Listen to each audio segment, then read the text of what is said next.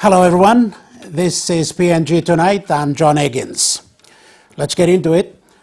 The acting Vice-Chancellor of the University of Papua New Guinea, Dr. Nicholas Mann, assures parents, the general public and even the student bodies at the Waigani and Tarama campuses that the first semester is suspended but not completely cancelled.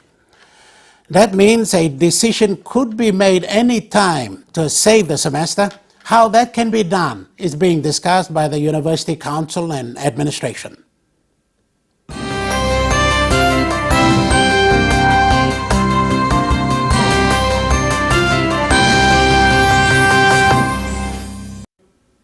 Dr. Nicholas Mann, thank you very much for coming on to PNG Tonight. You have had a pretty busy week, pretty busy couple of weeks as acting Vice-Chancellor of the Chancellor of the University of Papua New Guinea. Yesterday you made the university administration stand on the strike and the future of the students. Just tell us what's going to be now. Thank you, John, and thank you, viewers. I thank you for inviting me to come on to PNG Tonight. It's incumbent on me as the head of the University of Papua New Guinea, the acting Chancellor, to inform firstly the parents, secondly, the general public and the nation, yes. What are the reasons and the background to the decision that Council has taken yesterday to end this rolling boycott at the University of Papua New Guinea. Thank you. Okay. So you have decided to suspend the semester. What does that mean? Where do we go from here? The decision basically stems from a recommendation from Senate. Senate is the body responsible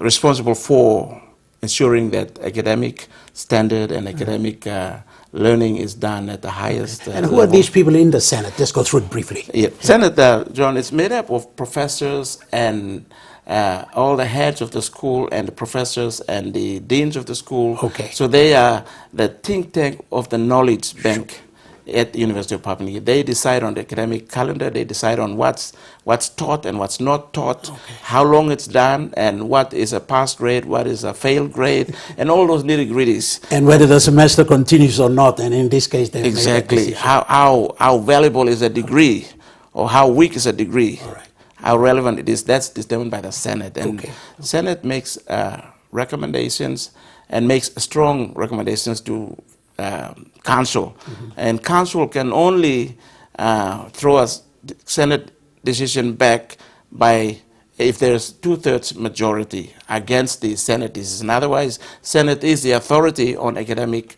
issues. Okay. And so Senate has considered and set and watched the boycott of classes, the rolling boycott that went on for 3 weeks and now going on fourth week. So after the second week, Senate gave an ultimatum or gave a time frame.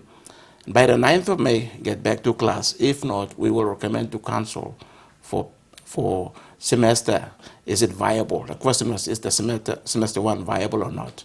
And so that's exactly what happened. Okay. Students did not listen to reason. And they continued. And you obviously got in front yesterday to the student body and made that announcement. Not an easy decision to make to the students. No, John, it was, and parents, I'd like to tell you that it's not an easy decision. I am a parent myself. I have children at the University of Papua New Guinea, and I'm very mindful. They are affected by this too? They are affected by this as well. All right. Yeah, and, it's good to know that because, you're saying this, you're talking as a parent as well. And we, Senate recommended to Council. Council was expecting and that the Senate decision would be terminate the academic year, cut off, send everybody home. That was Council's expectation. But Senate was wise and they considered, and they had a long meeting on Friday, which ended up finished quite late in the afternoon on Friday, and then they forwarded the decision to the recommendation to Council on Tuesday. And their recommendation was suspend semester one indefinitely. Okay. So suspend means it's not terminated. No. It's suspended, hold. and So it stop. doesn't matter what you've learned few weeks or a month in this semester, that's irrelevant now. The whole semester is suspended. So what happens? You come back next No. year What or you've learned is you hold. you hold? Okay. So what you did not learn, hold. So it's a adjustment period. Okay. So that in the next few weeks, the suspension is indefinite in wording, but in reality, I believe it won't be for 3 or 4 months. I believe it will be short-lived. Okay. Because Council gave direction to the Senate to reprogram the calendar year. And what Senate advised the Council is that suspend so that we can give breather to the students. Now they are all hyped up, they're all meeting every day and they're not going to classes, and all they hear is barrage of things that are irrelevant to their learning, to why they're there at the University of Papua New Guinea. So give them a breather, let them go home. And the academic Senate would sit down and reframe the academic calendar. All right. All right. So basically, it means that after these two things have taken place, as Council will lift the suspension and learning will continue. Semester 1 will be continued. I'd like to assure parents and also Papua New Guinea that semester 1 it's not been cut off or completely wiped out. Semester 1 will be continued. Semester 2 will also come on board. So this year, the learning process will not be has been compromised, but we have put in measures. By this suspension measure, it means that we will rearrange to ensure that learning will continue, and they have a complete program by 2016, so that 2017 we have graduates coming out. So the statement that the 4 weeks that you will have missed, how will you make it up? You gonna the students gonna be here over the holidays? What does that mean? Well, we have senators considered that very, very carefully. Everything depends on budget. So we looked at the University of Papua New Guinea runs on a budget which is linked to time, and so we've looked at that, and we try to fit everything in so that there's no extra budget required and there's no extra time required. So that's why we have given students 48 hours to vacate, so that they quickly vacate. They go and they're out of the environment that puts pressure on them or creates unnecessary inputs that cause them to think illogical. And so the Senate is now, even as we are here tonight, Senate met all day today, and they will continue to meet to reframe the calendar. Okay. So message to parents is all is not lost. The students have the right, their democratic right to do what they did, but in terms of their education, all is not lost. Exactly, exactly. The university does not take sides with the issues that the students raised. University role is to educate them. That's why parents paid the money. That's why sponsors paid huge money for them to come to the university. Our role is to make sure that they are educated in what they want to, into fulfilling their dream. Now, the issues raised by the student is outside of the university parameters. Sure. Yes, okay. So, wow. And it brings us to another question now, I suppose. Okay, well, just continue on from there. Yes. You had a word with the minister? You're talking to the minister about this? Yes, minister has been briefed on weekly basis, even in fact on daily basis. When this has happened, the Vice Chancellor, Professor Malam, has been able to keep the Secretary for Department of Higher Education and the Minister in the loop. In fact, today, earlier on today, I did brief the Minister thoroughly on this, and the Minister is aware of that. The scholarship aspect, of course, the Department of Higher Education provides scholarship for 2,000 plus students, and so they have a say on this suspension. So Minister asked us, what does that mean? Do we refund? Do we what in relation to the scholarships? And we said, well, we are not terminating anybody. Suspension means everything is suspended. It can be lifted and the students can continue. So there is no need for students to jump up and down and say, we want to refund, we want to return of our fees and tickets all to go home and all that, no? that. Tickets to go home, that's a responsibility of the parents. Sure. The government doesn't come in here. We do not accommodate people to stay in the university campus, living in an environment, getting food and not going to classes. Sure. That's not the university. I will not allow that. Okay. Yeah. Okay. All right. All right. Well, Dr. Mann, look, you've been with the university administration, with the university for some 16 years or so. You're well versed. You're knowledgeable about this thing. University students have the right to demonstrate on national issues that they feel, and you rightly say that it is outside the boundaries and the thinking of the university. But, over time, we've had so many of these things, and at the end of the day, we've not had this objective of instilling knowledge into our future generations. We've not been quite successful with that, have we? It's been interrupted along the way. What's the message here? What can we do here? It's John, the way I looked at it is, if you look at a learning institution, there are those that train people to do the workload, and there are those that train leaders. And so UPNG trains leaders. And so in any environment where you're trying to train leaders, the young aspirants will quickly decide that they are a leader, even before qualification.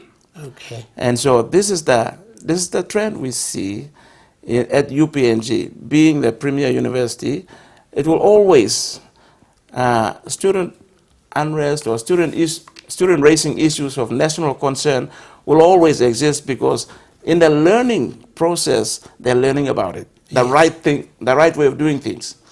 And when they see in reality it's not quite consistent with what they learn, of course they are expected to, normal human beings are expected to raise some questions. It's their right, but as an institution, we have a right to make sure that whatever they raise is within the bounds of, within the confinements of law. Okay. Yeah. All right. Well, just a little bit of history here. Yes. I mean, students, political aspirants, some of them have been, and some of them have been successful. Others have not. They keep trying, I suppose.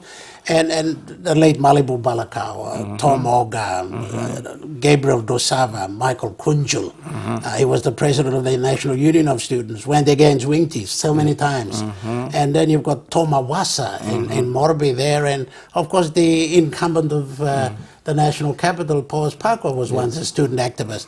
Some have been successful, some haven't. This will continue. But as this goes on, you are going to have innocent group, the group could be big, an innocent group that would like to continue their education but are being disrupted with this. And I saw a letter to the editor today which I think reflected, I think most of the silent of what's going on, that they want to continue but they're being intimidated and things like that. So there is that at the University of Papua New Guinea, the premier university. Right. What can be done to protect those who want to continue education, and at the same time there's a strike going on? Okay.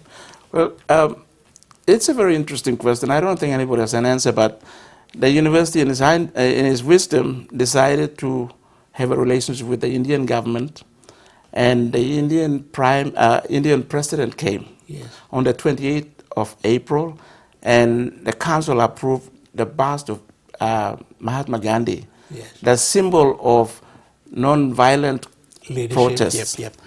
His bust was put up at the Forum Square on the 28th, and on the 4th, the student boycotting started.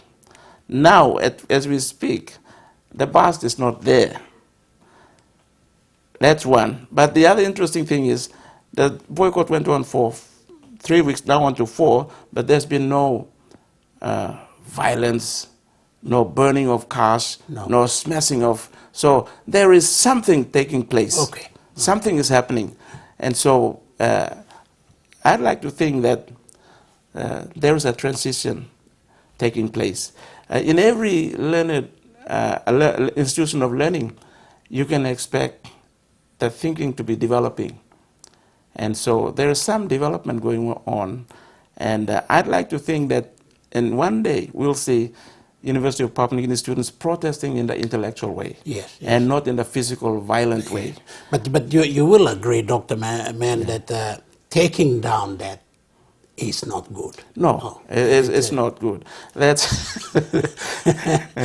While they might be peaceful, what they did there, whether they did it or some criminal elements did it, it doesn't matter, but it was done at that time. It has to be condemned in the strongest word possible. correctly, and student leaders are responsible for that. If they don't feel responsible later on, they will. Meaning when they become qualified leaders by way of graduating from the university and holding a position of responsibility, whether it's politics or whatever, they will reflect on their actions, and then they will feel that, oh, we were so naive and so stupid. Yes, yes. That's what happens as a man matures, and I think so. But indeed, we'll have always leaders that mature to become leaders, and leaders that want to usher power before they qualify. Sometimes political aspirants are too ambitious, and well, rightly so. I mean, it's their way, their life, but their time is, and they say that it's time tells you whether you're ready. Time makes things happen or doesn't make it happen. So yeah. That's right. I mean, if a student wants to protest about something, do it the honorable, the peaceful way. I borrowed this from a person this morning. He said, you cannot fight corruption with corruption. If you're going against corruption, protesting about corruption, you must not do it in a corrupt way. And so that's basically the kind of message that we'd like to get across to the Papua New Guinea. Okay. Because people think that you fight corruption in a corrupt way. It doesn't add up. No, it won't work anyway. And the decision you end up with will not be conducive, it will be a corrupt decision. Exactly. That's right. Dr. Mann, thank you very much for coming on to the program. Thank you, John. Okay. Thank you. Dr. Nicholas Mann, the Acting Chancellor of the University of Papua New Guinea. Stay with us. More on the students' issue after the break.